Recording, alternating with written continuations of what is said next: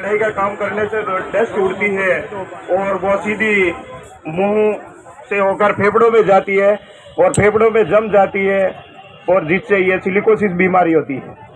तो इसके बारे में मैं जो समस्या आ रही है वो आपके सामने रख रहा हूँ। तो जो समस्या है, जो सिलिकोसिस में सबसे अभी तत्काल में कि 16 से ये सिलिकोसिस वाला शुरू हुआ है। तो जो 2016 में जो सर्टिफिकेट बने थे वो ऑफलाइन सर्टिफिकेट थे। तो 18-19 के बाद सरकार ने ऑनलाइन किए। तो वो 19 के बाद वाले सर्टिफिकेट तो ऑनलाइन है और उससे पहले वाले 16 से 18 के बीच वाले हैं जो ऑफलाइन है। तो सरकार कह रही थी कि हम सबको ऑनलाइन करेंगे, लेकिन अभी हमने फरियाद दी लेकिन अभी तक कोई सर्टिफिकेट ऑनलाइन नहीं किया है। दूसरी समस्या है जो सिलिकोसिस पोर्टल में जो अपने ये नया सिलिकोसिस पोर्टल बना है उसमें जांच की व्यवस्था नहीं है और हर जिले पे कहीं जांच की व्यवस्था है ही नहीं है। वो जा रहे हैं जांच के लिए तो डॉक्टर बोल रहे हैं कि हमारी आईडी मैपिंग नहीं है, हमारे पास हमारे को ये नए पोर्टल की जानकारी नहीं है कि किस तरह से एक्सरे अपलोड करना है, तो हम कैसे करें। तो ये नहीं है। दूसरा है जो सिलिकोसिस में जो भाग वाले सर्टिफिकेट है, सिलिकोसिस प्रमाण पत्र मिला और कई सारों को अभी तक पैसा नहीं दिया। तो ऐसी हमारे तो युवा बहनें भी हमारे साथ आई हुई है, बहुत सारी बहनें हैं। तो एक बार बहनें आ जाए, रामी भाई एक बार खड़ी हो जाइए। युवा बहनें हैं जो बहुत कम उम्र में ये बहनें है जो, और इनका अभी तक एक भी रुपया नहीं आया। चारों आ जाओ, चारों।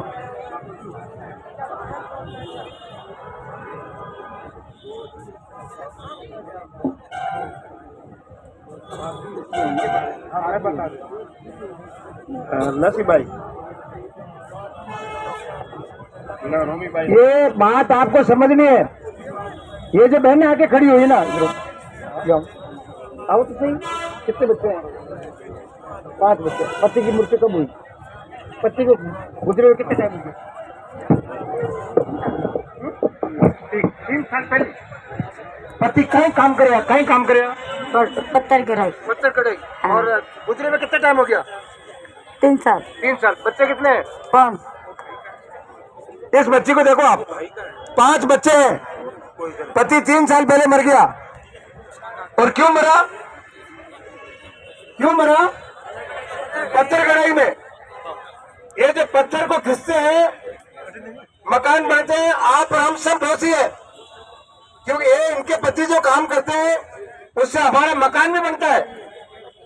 मेरा आप एक गुंबद बनाते हैं, छतरी बनाते हैं, मूर्ति बनाते हैं। उनके पतियों को ये ऐसे इनके पति काम कर रहे थे, पत्थर कढ़ाई की वजह से बीमारी होती है, इसको सिलिकोसिस कहते हैं। उसका इलाज नहीं है, मौत है, इलाज नहीं है। और ऐसे राजस्थान में 35,000 लोग हैं जो खानों में काम करते हैं। इनके यह दुर्भाग्य क्या है कि जो काम करते हैं उससे जल्दी होती है बीमारी, ये ब्रुश से घुमाते हैं इसके ऊपर। तो अब आप सोच सकते हो कि क्या उम्र है इसकी। 5 बच्चों को छोड़ के गया, ये कैसे पालेगी। सरकार ने कहा कि ऐसा हो जाएगा तो हम उनको आपको पैसा देंगे। किस बात का पैसा देंगे कि आपके सिलिकोसिस की बीमारी होगी तो 3 लाख रुपए देंगे, और अगर जिंदा नहीं रहे मर जाएंगे तो 2 लाख घर वालों को देंगे। इनको आज तक वो पैसा, मैं पूछता हूँ, मुझे मालूम नहीं मिला कि नहीं मिला। आपको उसमें से कुछ पैसा मिला? नहीं मिला। पहले जिंदा थे तब मिला? नहीं। उसके बाद में नहीं मिला। अब ये एक बार नहीं आई है, एक बार नहीं आई है। इसको मैं पहले मिला, जवाब तो यात्रा में मिला। हर बार जब ऐसा कोई धरना आंदोलन होता है ये आती है और कहती है कि मुझे आज तक एक पैसा नहीं मिला। और ये पास में बैठा सचिवालय का, ये बड़ी बड़ी तनख्वाह लेने वाले यहाँ बैठते हैं, इनका काम है ये फर्जी पैसा नहीं ले रही है। इसके हाथ में इसके पति का वो सर्टिफिकेट है जो उसमें काम करता था। तो आप सोच सकते हो, इनकी उम्र देखो आप। तुम्हारे पति 3 साल है। 4। हाँ। 3 साल पहले पति सिलिकोसिस से मर गया, 4 बच्चे हैं, और हम सरकार से बार बार कहते हैं कि आप करते नहीं हो काम। नहीं करे तो दंड इनको मिलना चाहिए, नहीं मिलना चाहिए? जुर्माना किसके ऊपर होना चाहिए? इन कर्मचारियों पर होना चाहिए ना। वही हम जवाबदेही की बात कर रहे हैं।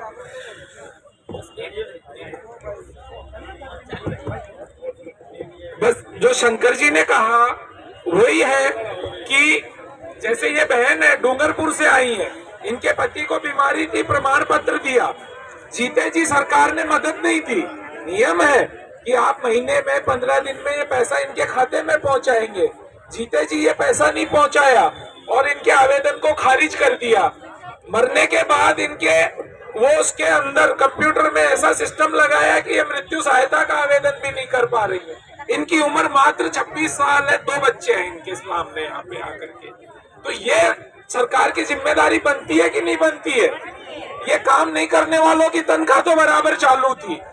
जिन भाइयों ने, एक उदाहरण और मैं बताना चाहूंगा कि ये भाई है, इन भाई को बीमारी हुई, इन भाई को इनके मालिक ने, सालों से ये काम कर रहे थे, ये ऐसे बहुत सारे लोग हैं, इनके मालिक ने इनको काम से निकाल दिया कि तुमको बीमारी हो गई, कल से काम पे मत आना। ठीक है, मालिक ने भेज दिया। अब जिसको मालिक बिना नियम के अनुसार, कायदा ये कहता है कि इनको मुआवजा मिलना चाहिए था, उस मालिक को इनको क्षतिपूर्ति देनी चाहिए थी और फिर इनको घर पे पेंशन दे करके बिठाना चाहिए था। मालिक ने कहा कल से मत आना। तो ये मजदूर अपनी फरियाद लेके श्रम विभाग में गया, लेबर डिपार्टमेंट में, और इसने एक फरियाद दी 2 साल पहले कि मेरे को मेरे मालिक ने काम से निकाल दिया है। विभाग का काम होता है वो मालिक से बात करे, या तो इसको वापस काम पे लगवाए, नहीं तो इसको मुआवजा दिलवाए। और अगर ये दोनों काम वो नहीं कर पाते 45 दिन में, तो इनको एक लिख के कागज दे कि आपका ये काम नहीं हो पाया, मालिक से समझौता नहीं हो पाया, ये कागज आपको दिया जाता है, जिससे ये आदमी जाके कोर्ट में अपनी फरियाद लगा सके, कानूनी हक के लिए लड़ सके। 2 साल पहले इसने श्रम विभाग में मालिक के निकाल देने की फरियाद लगाई थी। कानून कहता है कि 45 दिन में इसको काम करके देना था विभाग को। आज तक 2 साल में विभाग ने काम नहीं किया। 3 बार इसने अर्जी कर दी यहाँ पे आकर के। तो क्यों जवाबदेही जरूरी है? आज ये अपने अधिकार के लिए कोर्ट में भी नहीं जा सकता, इसको घुमाए जा रहे। यही नहीं, इस जैसे सैकड़ों लोग हैं जिनकी ये लिस्टें हैं, वो लोग लगातार अपने हक और न्याय के लिए लड़ रहे हैं। तो इसीलिए कहा जा रहा है कि जवाबदेही कानून बहुत जरूरी है हमारे लिए। आपको लगता है कि इस तरह की चीजों के लिए उनकी जवाब तनख्वाह मिल रही है? इनका काम तो नहीं हो रहा है ना। ये तो दर दर भटक रहे हैं, यहाँ आ रहे हैं, वहां जा रहे हैं, जगह जगह जा रहे हैं ये लोग यहाँ पे। तो जवाबदेही कानून चाहिए कि नहीं चाहिए? चाहिए। हाँ, किसके लिए चाहिए? हमारे लिए, सबके लिए।